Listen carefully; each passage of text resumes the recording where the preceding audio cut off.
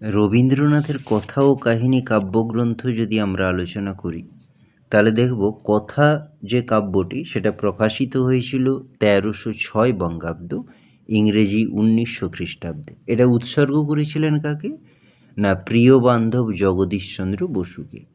অন্যদিকে কাহিনী প্রকাশিত হয় ওই একই সময় 1306 বঙ্গাব্দে। এটা ত্রিপুরার মহারাজা রাধাকৃষ্ণ মাণিক্য বাহাদুরকে নিবেদন করলেন। এবার দেখি আমরা মোহিতচন্দ্র সেন সম্পাদিত কাব্য সংগ্রহে এই শ্রেণীর কবিতা দুটো অংশে প্রকাশিত হয়। নাম হয়েছে কাহিনী ও কথা। পরে এই দুই অংশের কবিতা ইন্ডিয়ান পাবলিশিং হাউস থেকে প্রকাশ করা হয় গ্রন্থ আকারে। নাম দেওয়া হয় কথা ও কাহিনী। পরবর্তীকালে সেই নামেই প্রচারিত হয়, মানে কথা ও কাহিনী নামে।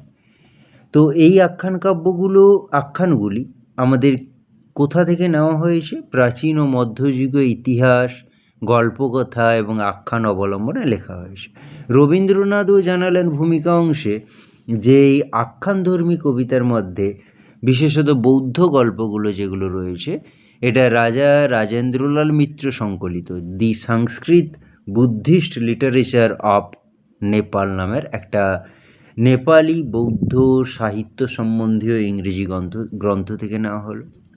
এখানকার রাজপুত যে কাহিনীগুলো রয়েছে সেগুলো ইংরেজি ওই জেমস টডের the Annals and Antiquities of Rajasthan নামের গ্রন্থ থেকে নেওয়া হয়েছে। শিখ ইতিহাসের কাহিনীগুলো কোথা থেকে নেওয়া হলো? না, এটা জে.পি. কানিংহাম রচিত দি হিস্ট্রি অব দি শিখ গ্রন্থ থেকে।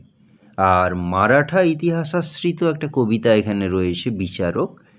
এটা নেওয়া হয়েছে পণ্ডিত শম্ভুচন্দ্র বিদ্যারত্নের চরিতমালা নামক একটা গ্রন্থ থেকে।